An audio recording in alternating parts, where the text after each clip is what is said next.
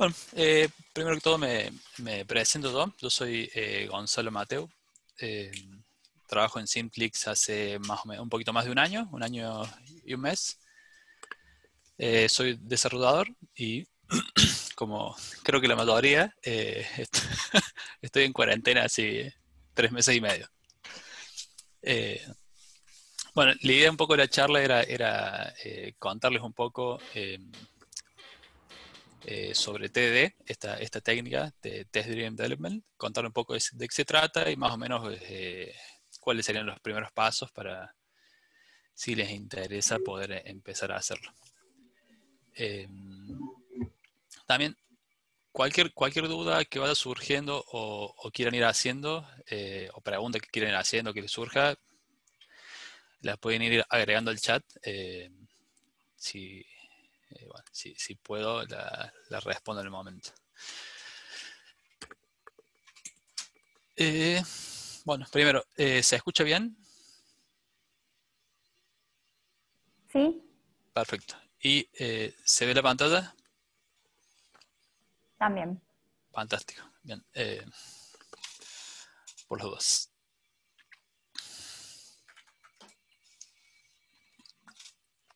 Bueno, esto es lo que les decía un poco recién, digamos, la agenda, digamos, primero explicar un poco cuál es, qué es el concepto de TD, un poco de dónde sale, cómo, después cómo sería la técnica, cómo hacerlo, y después algún ejemplo y algunas ventajas y otros datos sobre la misma técnica.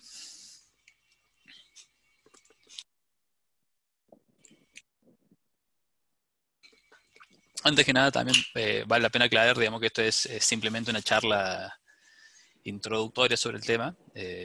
No es algo, o sea, que claramente de acá no van a salir expertos ni digamos, simplemente pueden llegar a salir con un poco de conocimiento para empezar a investigar sobre el tema.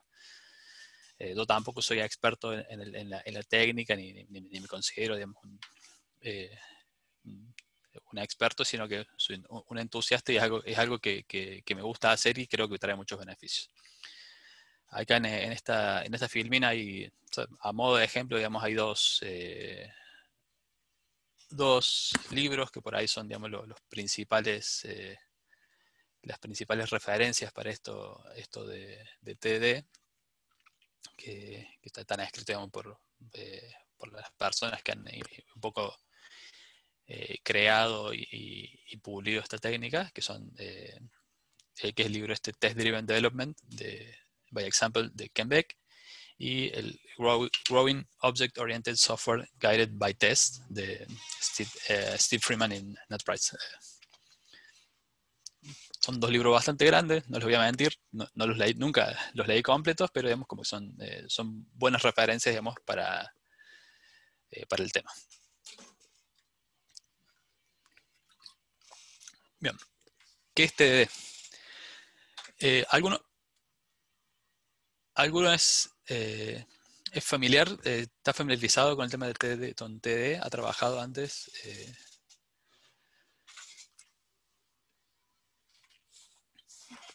No.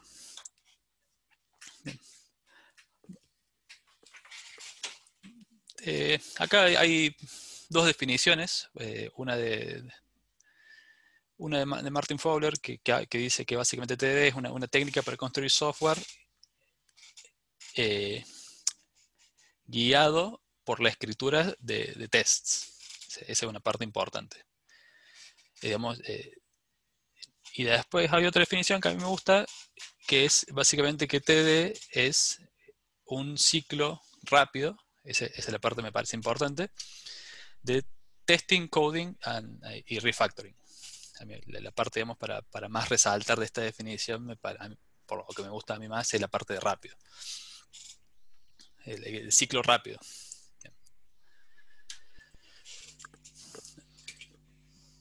Más desde un punto de vista, desde en dónde está, o desde un más alto nivel, más dónde está marcado el tema de TD. Primero es una práctica es un tipo de programación que se llama test first, digamos, básicamente primero los tests, escribir los tests primeros antes de programar. Y esto surge un poco, digamos, o viene de lo que es Extreme Programming. Digamos, es una de las prácticas que están que están involucradas en lo que es Extreme Programming. Además de eso, también es una entre muchas de las prácticas de lo que es el desarrollo ágil de software. En general, suele pasar que muchas veces que cuando uno habla de Agile, lo primero que se le ocurre es Scrum o Lean, y se orientan más bien a lo que es la parte la parte de gestión, y se olvida un poco, digamos, lo que es la parte más de escritura de código, más parte técnica. Bueno, TDD es una técnica una de las principales técnicas que entiendo debería usarse, digamos, como parte de lo que es el desarrollo ágil. En conjunto con estas otras prácticas que están mencionadas ahí, como pair programming, code reviews, trunk-based development, continuous iteration y continuous delivery. Digamos. Todas esas prácticas más TDD, entre otras, son, digamos, las que facilitarían o habilitarían lo que es poder trabajar de una forma realmente ágil.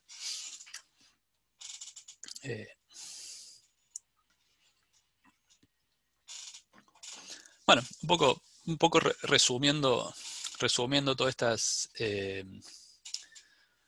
definiciones, este marco que les mencionaba, un poco un resumen sería, digamos, que TD no es acerca de hacer testing, no es solo acerca de escribir código, sino que realmente es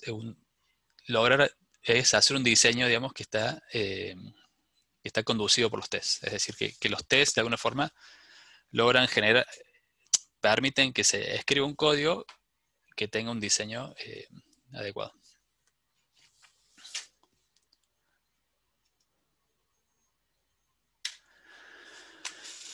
Bien.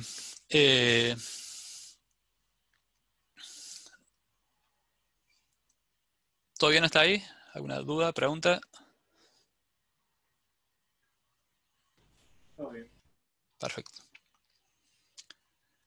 Es muy raro esto, no ver caras. Pero...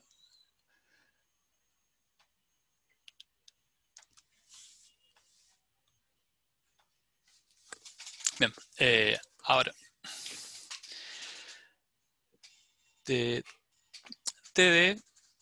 o la técnica de TD consta de 3 pasos.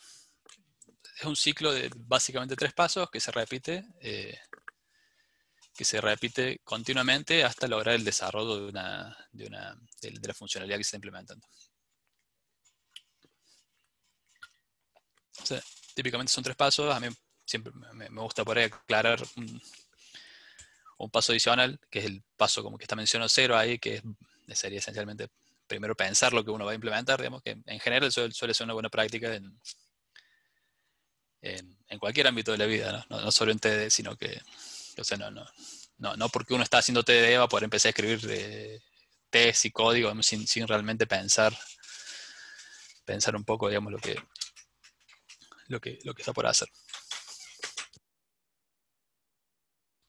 Bien. Estos 3 pasos que le mencionaba se conocen como rojo, verde y refactor. Básicamente en el paso rojo lo que se intenta es primero escribir un test que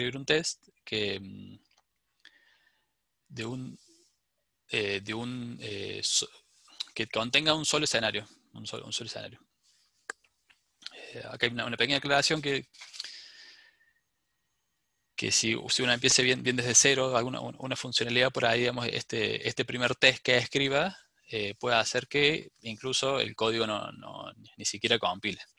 El código que está de producción que uno está escribiendo, en caso de que sea un lenguaje compilado. En este caso sería, por ejemplo, cuando uno está definiendo está creando está inventando una nueva clase o está inventando una nueva función en esa clase. Entonces el primer paso es este de escribir un test que falta. El siguiente paso, el paso green, es básicamente escribir la suficiente cantidad de código, la mínima y suficiente cantidad de código para hacer que ese test que escribimos en el paso anterior pase. Es decir, que deje de ser rojo para ser verde. O sea, pero acá un poco el énfasis acá es, digamos, que tiene que ser la mínima cantidad de código. O sea, es lo mínimo que hace falta para que ese test pase. E incluso, o sea, y por ahí en este paso, digamos, no hace falta, particularmente en este paso, digamos, no hace falta, digamos, ni que el código quede lindo, ni que quede prolijo, ni que las variables estén perfectamente nombradas. Incluso, digamos, en este paso por ahí vale copiar y pegar directamente de Stack Overflow. Y el tercer paso, que también es uno, quizá, digamos, el más importante, es la parte de hacer el refactor. Es decir, después de que escribimos el test que fallaba, escribimos el código que lo hacía pasar y ahora viene el paso de hacer refactor, es decir, ordenar el código,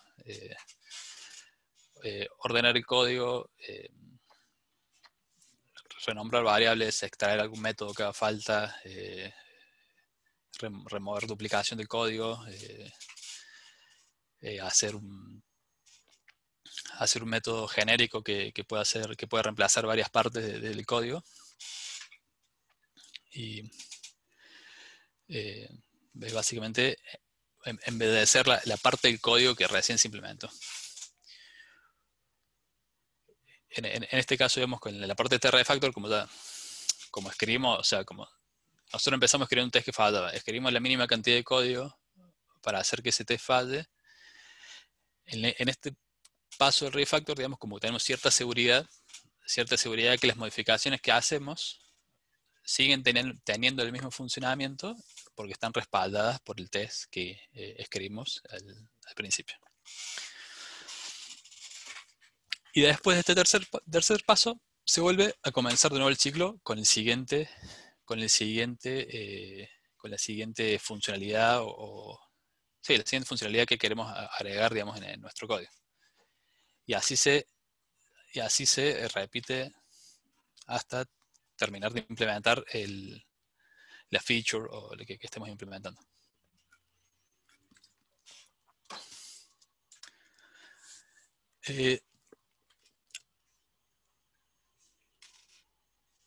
Bien.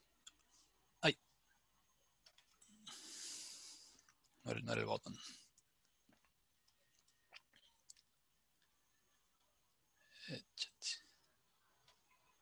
Perfecto. Bien, una aclaración antes, digamos, por ahí. Esto en general, un poco, digamos, la estructura de cualquier test en general, no necesariamente cualquier test, un test que se haga con test, sino que en general cualquier tipo de test tiene puede tener esta estructura, digamos, que lo hace un poco que sea un poquito más ordenado, más fácil de seguir. Esta estructura se conoce como Arrange, Act, Assert, que es básicamente en cada test se divide como en 3 secciones. Una primera sección de hacer el setup del test, o el setup del test, después una segunda sección de act, que es básicamente en el lugar donde se efectúa la acción que está bajo el test, que está bajo la prueba, y una tercera sección que es la de assert, donde se hacen las afirmaciones, se confirma que el test, se confirma que la acción que nosotros hicimos tuvo los efectos que nosotros hicimos. Esto en general es más que todo, digamos, para por ahí lo que no están muy familiarizados con test unitarios, digamos, como que más o menos digamos, el esquema general que la organización que hace por ahí que sea más fácil de seguir. Bien, ahora les voy a hacer una pequeña demo de esta técnica que les acabo de mostrar. Ahí en la foto estoy a punto de hacer la demo. Y bien, se llega a ver bien el código ahí. Sí, se ve. Perfecto.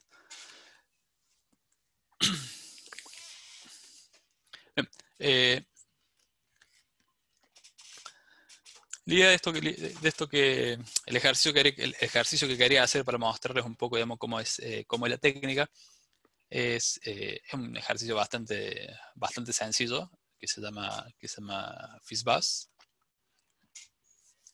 Básicamente este ejercicio es una especie de ejercicio que se acostumbra a hacer para enseñarle a los chicos a multiplicar las tablas de multiplicación. O sea, como, eso mismo ya explica, digamos, que algo bastante sencillo. Y básicamente la idea es escribir una función, una función, un método que devuelva, para el caso de 3 o múltiplos de 3, es decir, 3, 6, solo múltiplo de 3, que devuelve la palabra fizz, sería esto. Para los que son múltiplos de 5, la palabra buzz, que sería esto. Y para los que son múltiplos de 3 y 5, como 15 o 30, debería devolver esta palabra, este conjunto, este FizzBuzz. Esta sería, digamos, la salida de ejemplo para esta entrada. De nuevo, es un ejercicio bastante sencillo, pero la idea es simplemente mostrar un poco la técnica.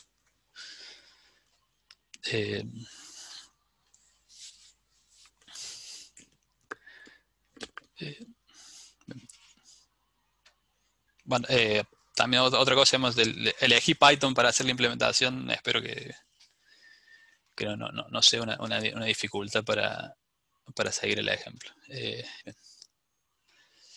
Acá de este lado,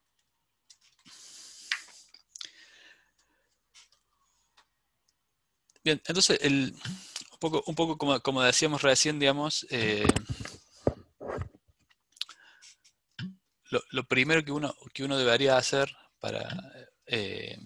o el primer paso de rojo sería escribir un test que falle. Un test que falle, en este caso, sería, por ejemplo, esto. Acá lo que me está diciendo es que directamente el método no está definido. O sea, que el método que yo acabo de llamar no está definido. Entonces, para hacer pasar ese test, lo que habría que hacer es definir ese método. O sea, justo lo tenía. Fíjense que solo define el método. O sea, acá tranquilamente conociendo a priori el ejercicio, uno podría ya implementar parte del ejercicio, pero digamos como que la técnica de TDD lo que intenta enforzar es que se vaya haciendo paso a paso, un pasito a pasito. Entonces, creé la definición del método, ejecuto, paso el test. Entonces, ahora el siguiente, bueno, acá no hay nada que hacer refactor. Entonces, el siguiente paso sería volver a hacer un test que falle. Entonces, por ejemplo, el test que debería fallar es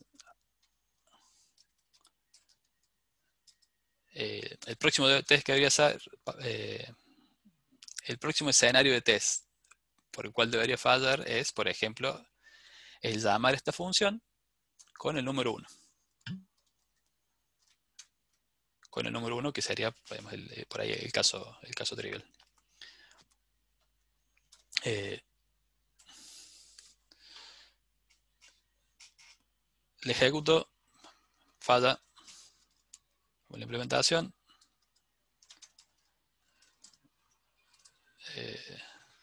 Incluso acá se puede hacer esto. Se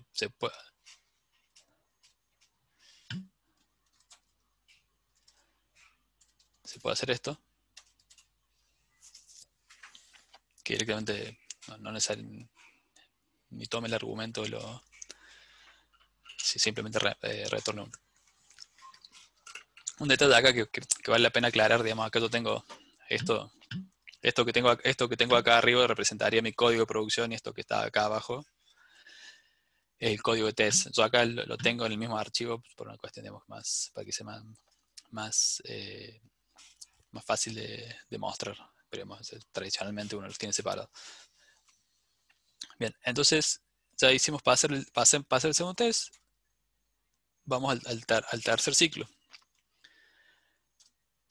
El tercer ciclo vamos a probar a hacer llamar al método con el argumento con 2. Falla.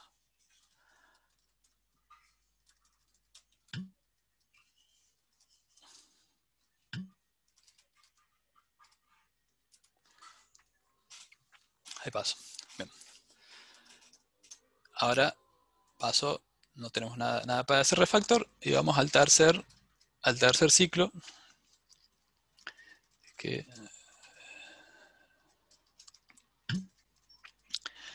para este caso nos debería devolver, perdón,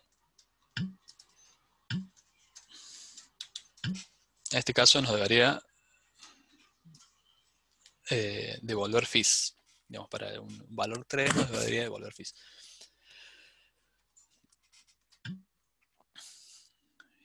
Acá la implementación, o sea, si bien nosotros sabemos que eventualmente lo vamos a tener que implementar para todo lo que son múltiplos de 3, como que la técnica nos indica, digamos, que lo que tenemos que hacer acá es intentar hacer pasar el test que recién escribimos.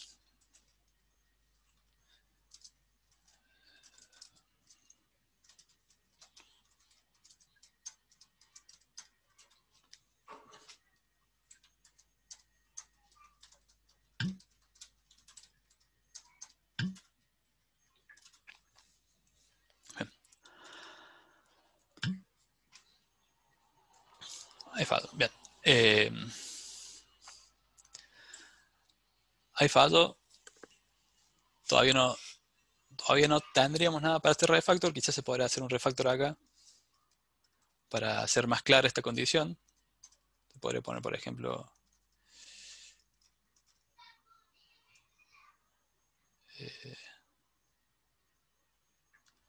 perdón, acá les mentí. Para acá acá me salté un paso. Me deberían haber retado. Aquí me había saltado un paso. Yo directamente hice lo que estaba diciendo que no había que hacer, que era básicamente hacer la condición de si era divisible por 3. Y en realidad, digamos, lo que tenemos hasta acá es solamente, o sea, llegamos hasta el punto de que es un 3 nomás.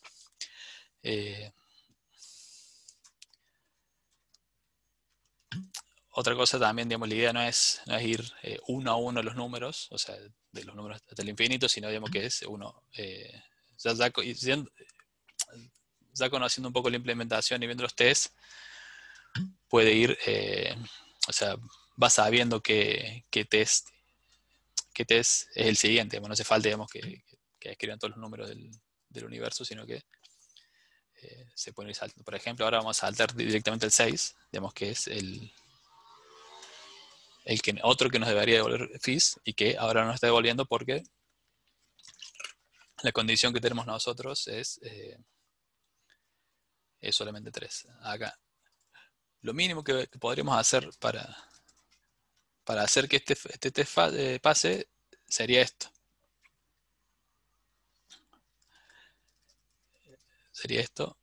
Bien, y ya pasó el test. Entonces ahora lo que podemos hacer es hacer un poco de lo que sería refactor, que sería, por ejemplo, en este caso, eliminar esta duplicación de la condición. Nosotros entendemos que si es múltiplo de 3 tiene que devolver fees. Hacemos refactor, vemos que el test sigue pasando, e incluso si queremos aclarar un poco más esto, podemos poner eh,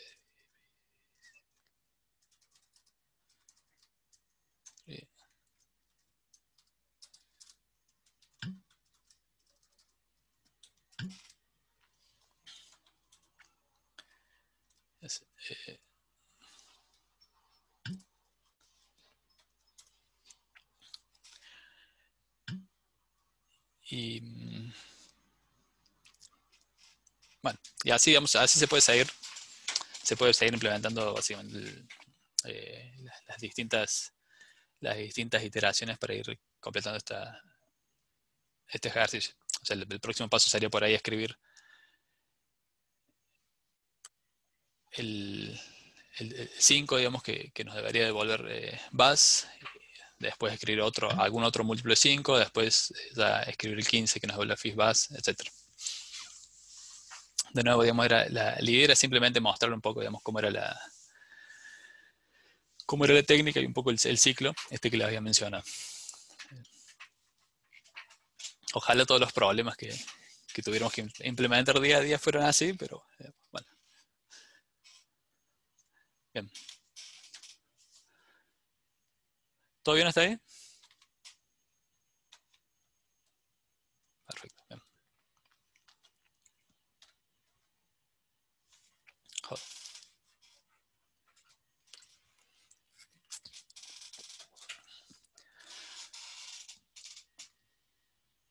Bien. Bueno, un poco también, si un poco intencionalmente, intenté no mencionar test unitarios, digamos, durante la primera parte de la charla, también en el ejercicio, como que intenté un poco no mencionar o intentar no atar la definición de TDD con test unitario, porque en realidad, de hecho, TDD no significa o no implica que los test que uno escriba son test unitarios. Si bien, digamos, tradicionalmente, digamos, cuando uno hace TD, escribe test unitarios, digamos, no necesariamente es la misma cosa.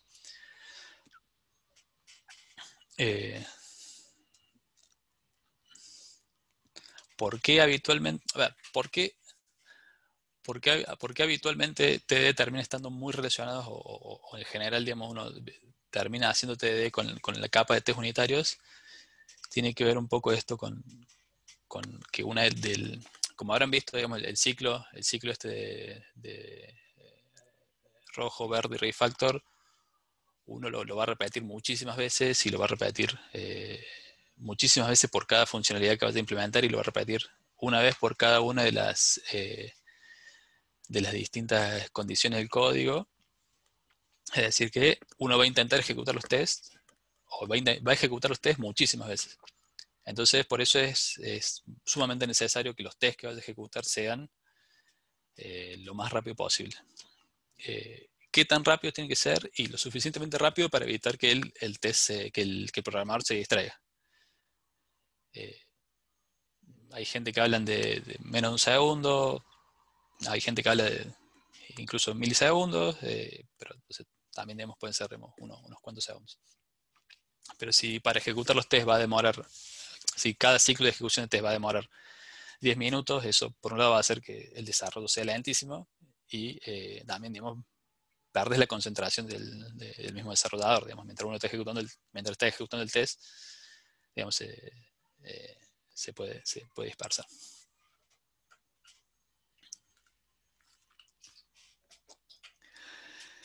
Eh,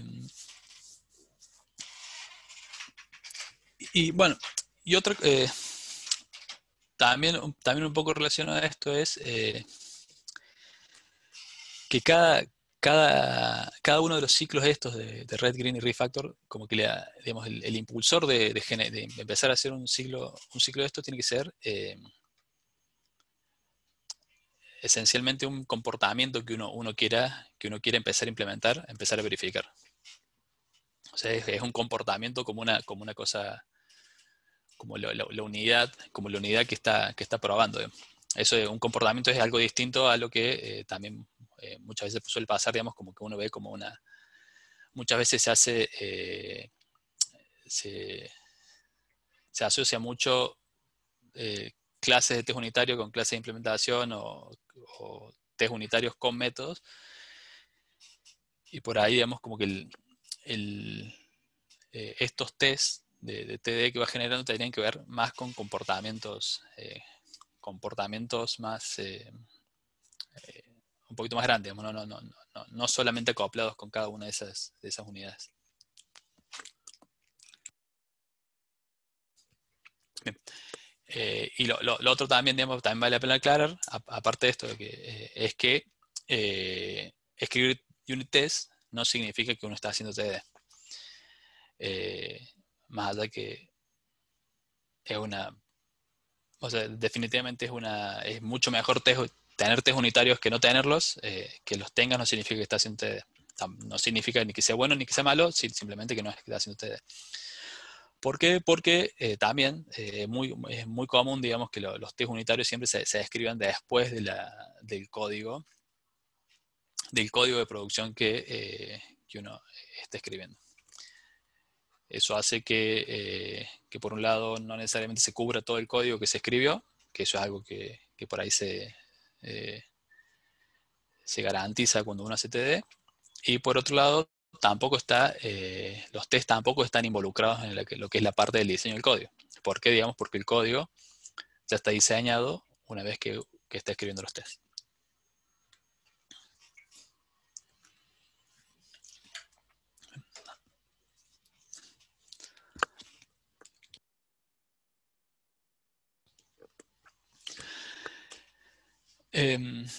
Bien, una cosa que me salté y me olvidé aclarar, que básicamente en la sección de que TD no son los test unitarios, es comúnmente también los test que salen de hacer TD se le suelen denominar, o por lo menos Ken Beck, que es este referente que les decía yo que de test unitario, lo denomina como test del programador. Digamos, estos test que salen a partir de la técnica de TD. ¿Cuáles son las características de estos test del programador? O las características de buenos test del programador? Es, por un lado, de nuevo, lo que les decía recién, que corren rápido, que la ejecución es rápida, que corren de forma aislada, es decir, digamos que uno puede ejecutar toda la suite, puede ejecutar uno, puede ejecutar varios, y que deberían correr de forma independiente. Usan que tienen datos que lo hacen fáciles de leer y de entender. Eso es básicamente, digamos, que tiene que ver con esto que les decía del arrange, act y assert. Básicamente como que están ordenados de una forma que en el arrange se generan datos que los hacen fáciles de entender. Usan datos reales de producción. Acá claramente, digamos, no son datos reales en el sentido del contenido, pero sí por ahí la estructura y la misma lógica de los datos, digamos, como que deberían ser lo más similares a producción. Y la última característica es que básicamente cada uno de estos representa un pequeño paso hacia lo que es el objetivo final de la feature que estás escribiendo.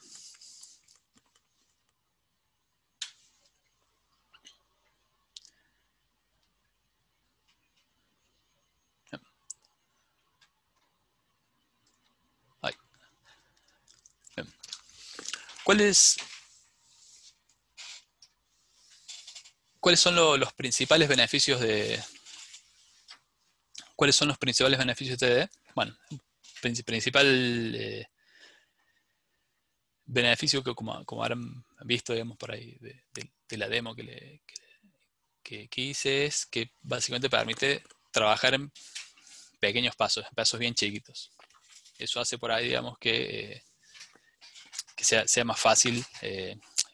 Se trabaja en pasos chiquitos, se van haciendo pasos cortitos y se va avanzando de a poquito, digamos, hace digamos, que se vaya avanzando de a poco.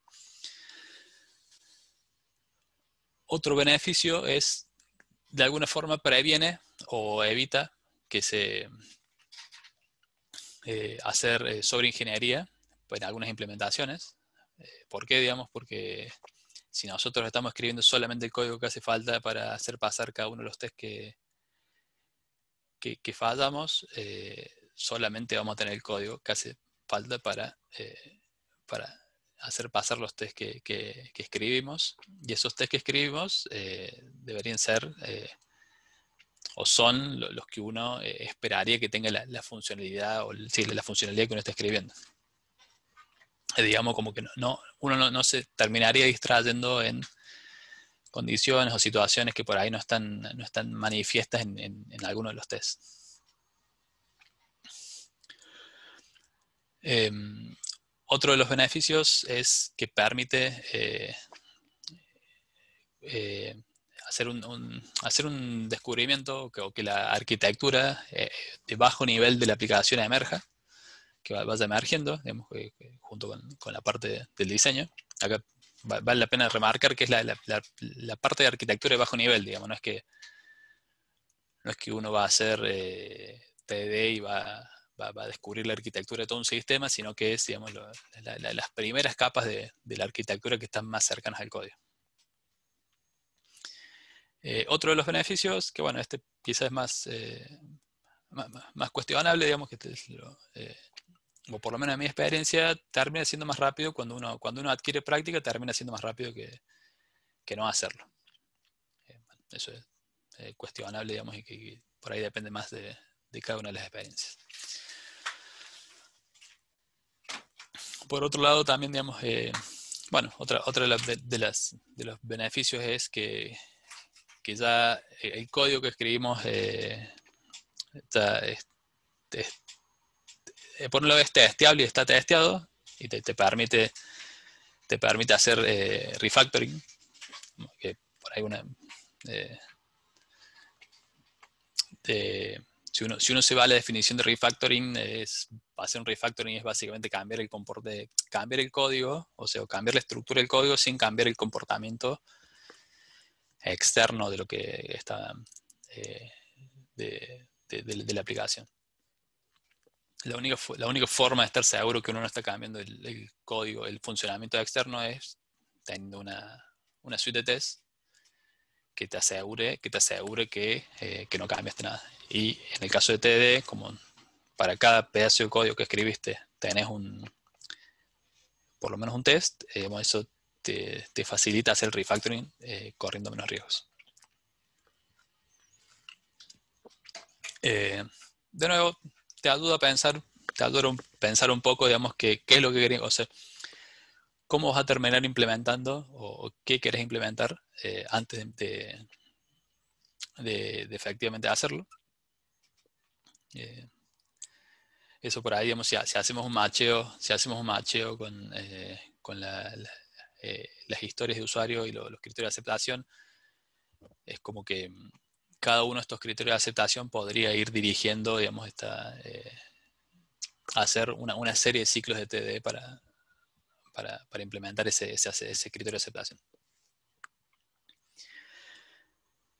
Y por último, el último beneficio que tengo que está citado acá es un poco, digamos, que ya por el hecho nuevo de tener que escribir primero por ahí el método o la definición, primero escribir la llama al método antes de efectivamente crearlo, es como que te hace pensar o te hace descubrir o diseñar un poco las interfaces antes de efectivamente implementarlas. Eso termina teniendo como consecuencia en realidad, o esto ayuda de alguna forma a que los componentes que creemos sean desacoplados, y también está relacionado o facilita el tema de estos principios como sólido, dry, digamos, que facilita, digamos, que se puedan llevar a cabo estos principios.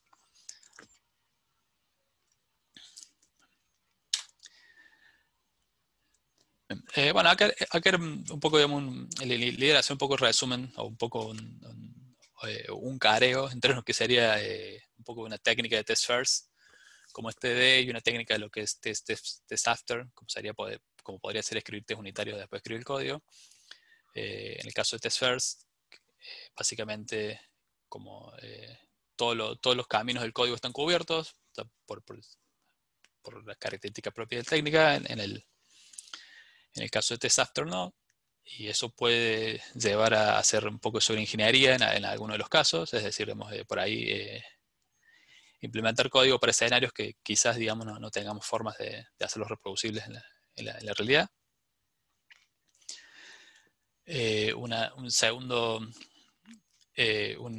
Un segundo característica de los test first es que cuando la feature está completa, es decir, cuando el código de la aplicación está completa, los tests ya están ahí, digamos, no hay forma de no escribirlo porque ya están escritos.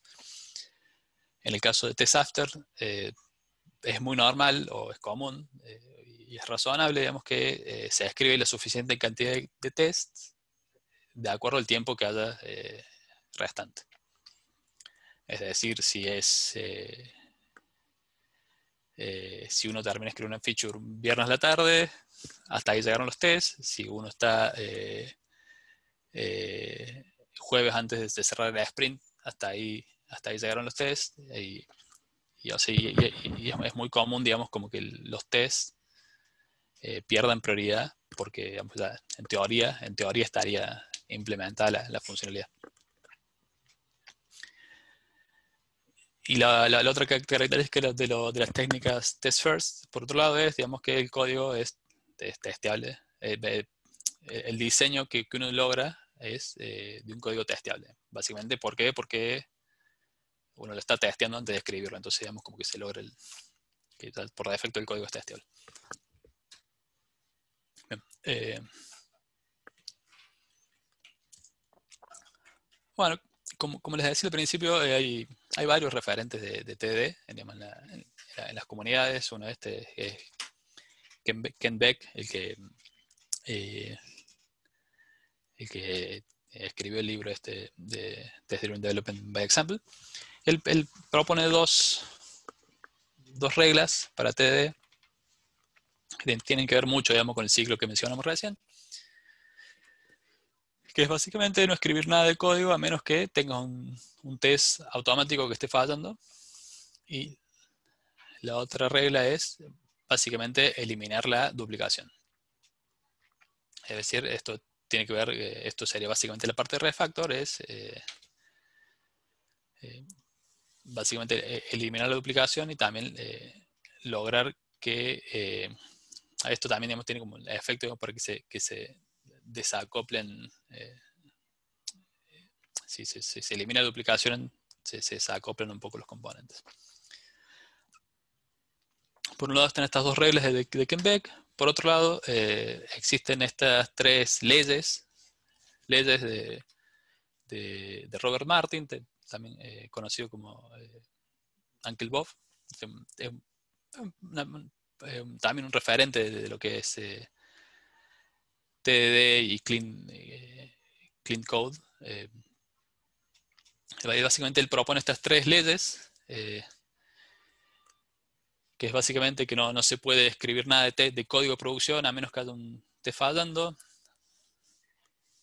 que no podés escribir más de un test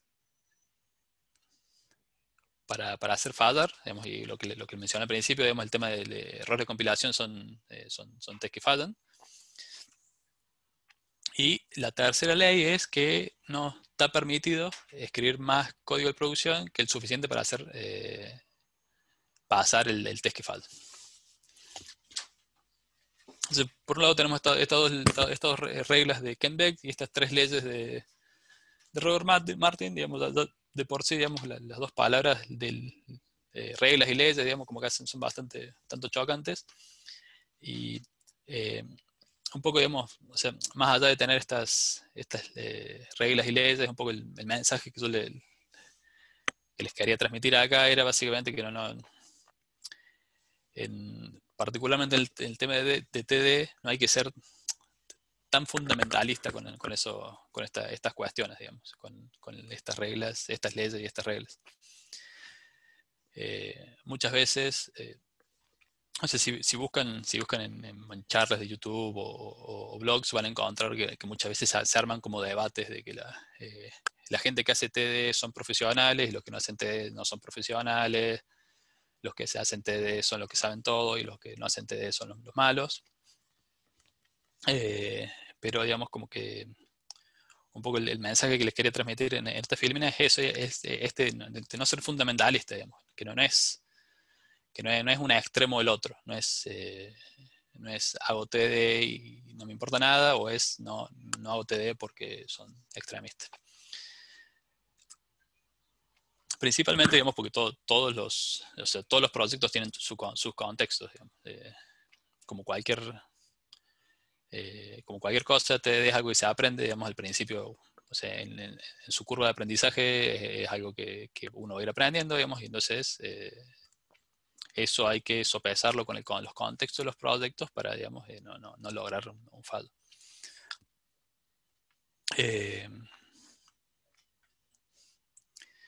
Y bueno, la otra cuestión que menciona acá es básicamente, digamos, que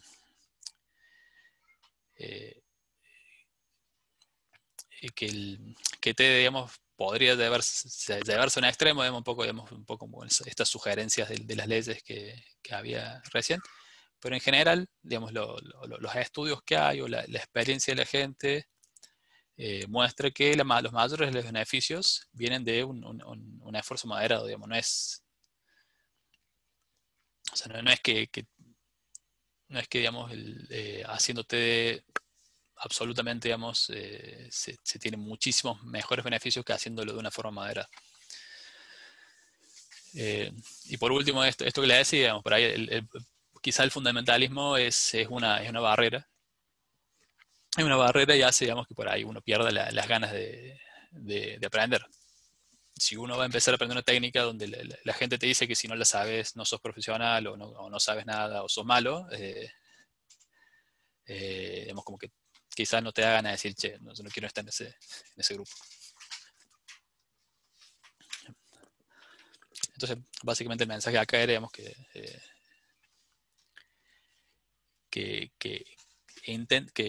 intenten, digamos, de acuerdo al contexto en el que están.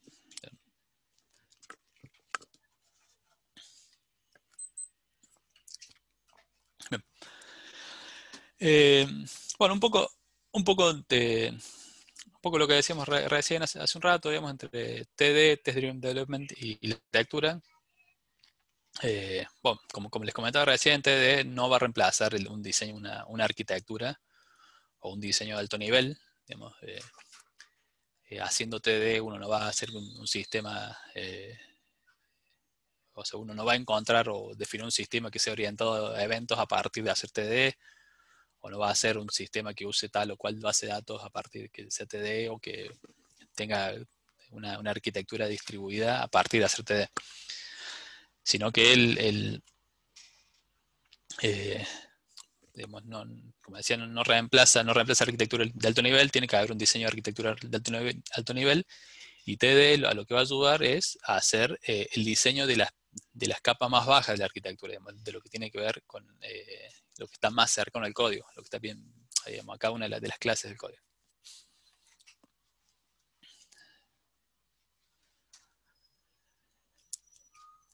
Bien, ¿qué cuesta hacer TD, digamos? ¿Cuáles son? Porque, bueno, o sea, obviamente digamos, les contaba todas las partes buenas, pero digamos, o sea, esto también tiene costos. No, por un lado, digamos, en términos de los costos es que requiere disciplina, es decir, digamos, como que, o sea, hacer TD creo que al principio, no, incluso siempre, digamos, requiere un esfuerzo mental o una concentración importante, digamos, como que uno tiene que estar bien concentrado para poder hacer TD, para hacerlo de una forma eh, sostenible, digamos, haciendo el ciclo rápido, ejecutando los test rápidos, haciendo foco, digamos, a cada una de las eh, de los pequeños pasos que va haciendo, lo tiene que hacer con disciplina. Entonces requiere, digamos, un esfuerzo mental, digamos, y concentración importante. Por otro lado, bueno, como les decía recién, el tema de la curva de aprendizaje para los principiantes. Acá un poco al principio sí puede llegar a costar un poco, digamos como que no, uno no se puede sentir no muy cómodo, entonces puede costar un poco hacerlo. Eh, de todas formas, bueno, quizás otro costo, digamos, es quizás al principio, digamos, cuando se está al principio de un pedazo de código o un pedazo de proyecto, la curva del costo quizá va a ser un poquito mayor, pero eso tiene que ver digamos, como que se está generando una base de calidad interna que va a hacer, digamos, que a largo plazo eso pague. Es decir, digamos que al principio va a parecer que es un poco más lento, pero después en el largo plazo, vemos cuando ya haya que modificar distintas partes del código o distintas funcionalidades, al ya tener un código testeable y totalmente testeado, eso va a hacer eh, que pague el costo inicial.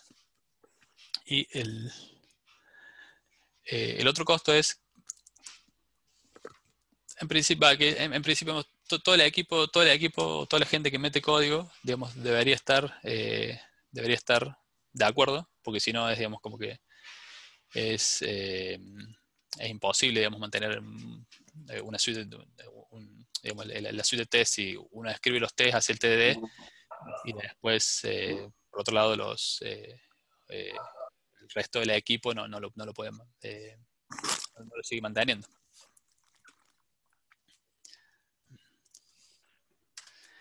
Bien.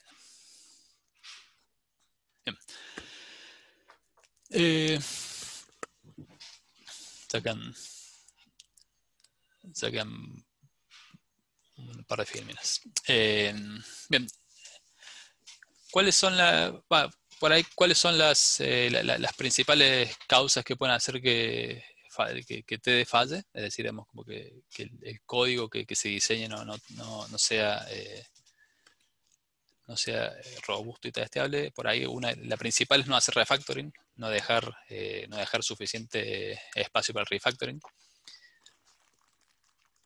Cuando hablemos de refactoring es dentro del ciclo de TD, digamos. O sea, es después de hacer pasar algún test, hacer un poco de refactoring que esté respaldado por los tests que escribimos en algún momento. No es ese mítico refactoring de vamos a cambiar toda la implementación de todo el proyecto, sino que son pequeños pasos de refactoring que si uno hace esos pequeños pasos de refactoring durante el ciclo de TD, durante cada uno de estos ciclos, uno verá haciendo mejoras pequeñas, o sea, mejoras pequeñas, pero que en el largo plazo va a hacer, digamos, que todo, que el impacto de la mejora sea mayor, digamos. En ningún momento va a necesitar, va a necesitar hacer un refactor global. Alguien me rayó la presentación. No,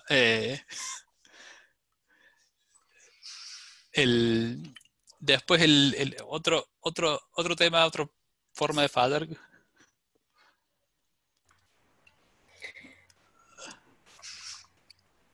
Con Sai que hago host, no sé qué Dale, pasó con la pantalla, para que puedas compartir. dale. Ahí.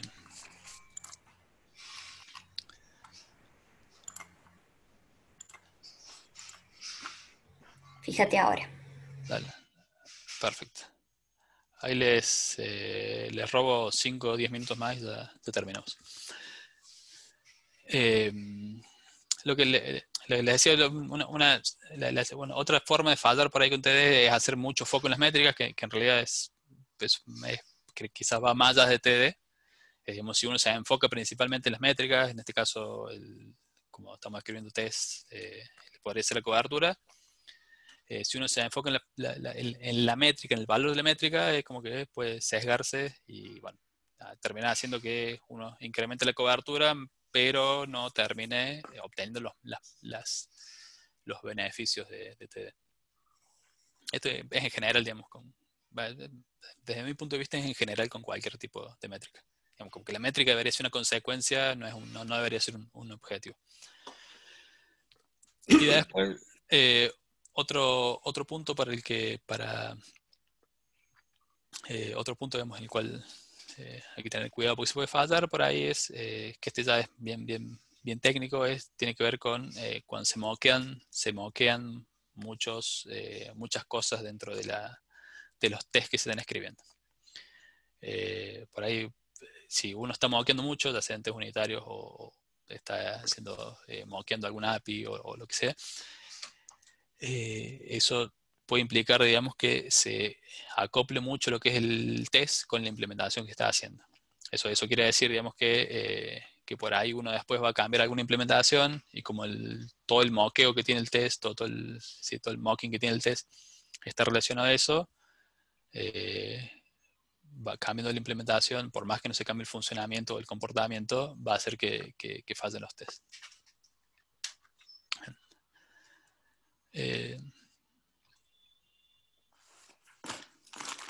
Bien. ¿Cuándo no hacer TD? O sea, como cualquier técnica, digamos, tiene sus momentos que hay que hacerlo y sus momentos que no hay que hacerlo. ¿Cuándo no hacer TD?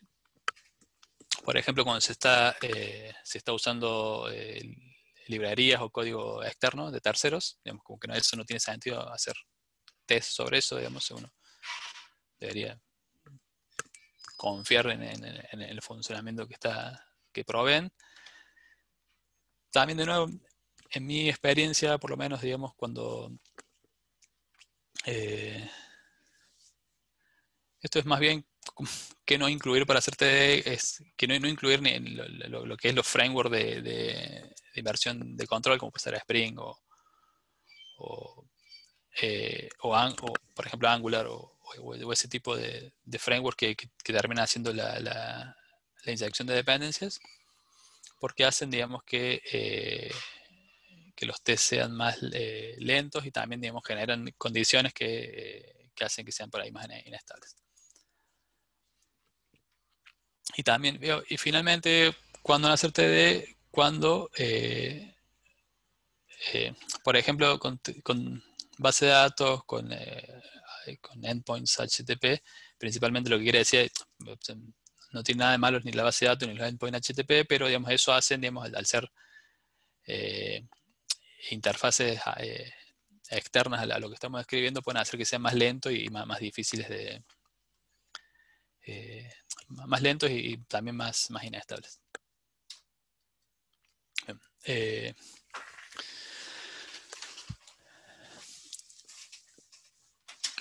Bien, acá un poco, digamos,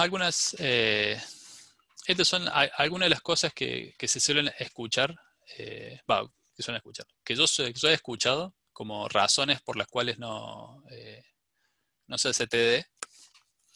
Una es, por ejemplo, mi manager no me deja hacer TD.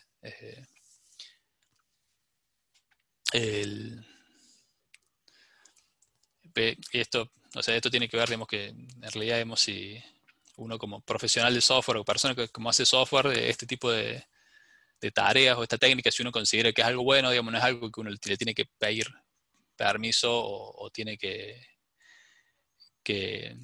encontrar la aprobación de un manager para poder hacerlo, digamos. Más allá, digamos, como que no es que uno lo va a hacer y va a gastar todo el tiempo que quiere, digamos, pero si es algo, digamos, que uno considera que es parte de su tarea profesional, digamos, debería poder hacerlo. En realidad, como en cualquier tipo de actividad profesional. Otra de las comunes razones, digamos, que he escuchado es el tema de los deadlines. En este caso es un poco contradictorio, digamos, porque si vos tenés deadline apretados, vos lo que querés es poder, si vos tenés deadline apretados, eventualmente, y cuando las cosas salgan mal, digamos, es decir, cuando haya cosas que corregir, vos lo que vas a querer es tener un ciclo de release o poder liberar código más rápidamente. Con TD, al tener código testeado y robusto, sí, testeado por diseño y también más robusto, digamos, como que eso hace que sea más fácil, digamos, de hacer de llegar con los deadlines. O sea, más allá de que sean apretados, digamos, la misma estructura del código va a hacer, digamos, que sea fácil hacer nuevos ciclos para liberar funcionalidades. Otra razón por ahí es el tema de trabajar en legacy code que no tiene nada de test unitarios. Para eso, digamos, por ahí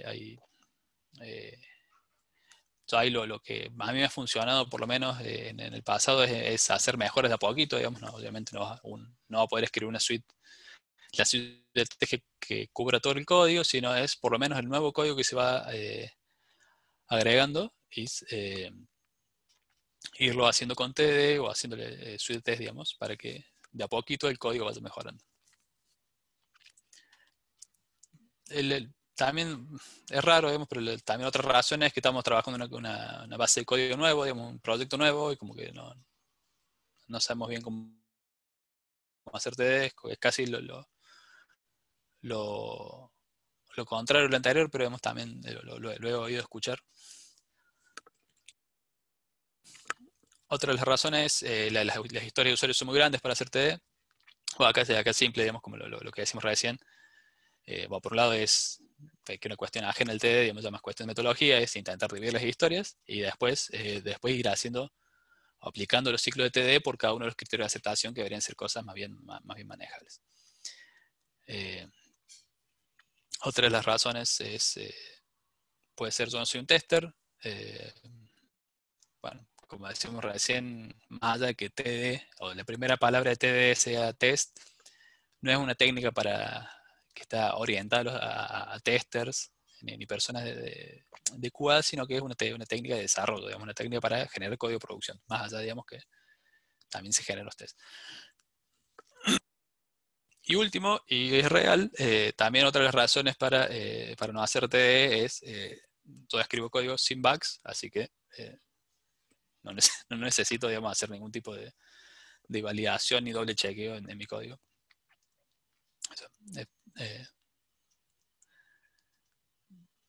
Puede haber gente que escriba sin bugs, yo por lo menos no soy un caso de esos. Y aparte, si en el caso que uno pudiera escribir código sin bugs, no tiene que pensar solamente en uno, sino que en el resto del equipo, que ellos capaz que pueden escribir bugs. Entonces tener la suite de test es beneficioso para todos. Bien, lo último es básicamente cómo empezar. Cómo empezar, digamos, lo que sugiero por ahí es esto, lo que se ha dicho, Just Do It, es empezar directamente. O sea, la próxima vez que tengan que implementar algo o tengan que implementar una historia, una feature, es por lo menos un pedacito de esa feature hacerla con TD, como para empezar a descubrir cómo es la técnica, cuáles son los beneficios que trae, sentirse más cómodos. No hace falta que implementen toda la feature, no hace falta que con TD, sino que simplemente con empezar a hacer de a poquito en cada una de las features se van a ir sintiendo más cómodos y va a llegar un momento, o por lo menos desde mi experiencia va a llegar un momento que se van a sentir mucho más cómodos haciendo TD que no haciéndolo. Bueno, el segundo punto acá es también, digamos, sí, o sea, el tema que siempre la prioridad dentro de un proyecto digo, como cada proyecto tiene su contexto, digamos, como que la prioridad es que el trabajo esté listo. Entonces no es cuestión de distraerse completamente al comienzo. Si uno está aprendiendo, debe distraerse completamente para hacerlo o para aprenderlo, porque eso, digamos, como que eso claramente va a traer retos y regaños. Pero, digamos, si se va haciendo de a poquito, digamos, como que es algo que se disuelve, digamos, en el resto del tiempo que se gasta. Sí. utiliza. Y finalmente otra forma de aprender TD, que también suele ser bastante divertida para el tipo de gente que somos nosotros, que por lo menos, que soy yo, digamos, que gusta la tecnología o que nos divierte, nos divierte programar, es participar de Coding Dojos. Básicamente Coding Dojos son como tiene cierta analogía, digamos, con la forma en la que se aprenden las artes marciales.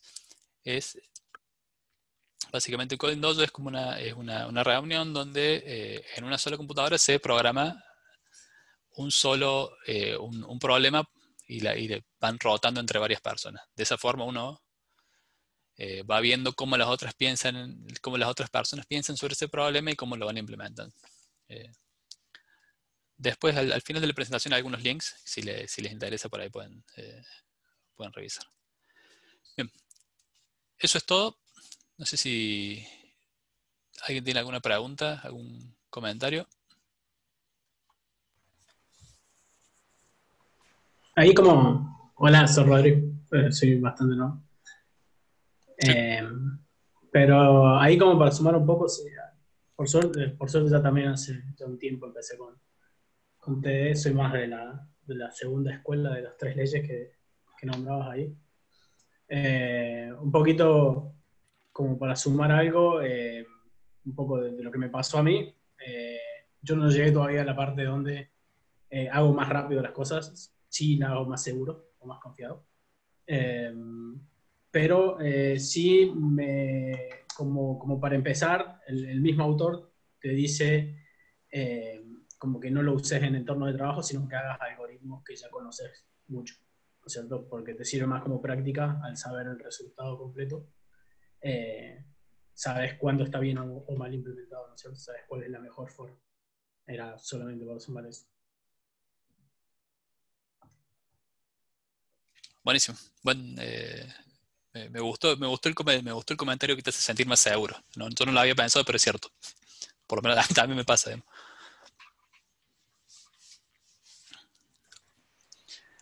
Yo aprovecho para decirles a todos que dejé por el chat el link de la encuesta para que dejen sus comentarios, aportes y nos dejen sugerencias. Y bueno, muchas gracias, Gonza, por sumarte al espacio y gracias a todos por participar. Perfecto. Sí. Cualquier duda o pregunta que tengan, después si quieren hacerme, si no tienen mail o contacto de chat, le preguntan a Sabri, digamos, los vas a saber redirigir. Qué bien. Bueno, gracias.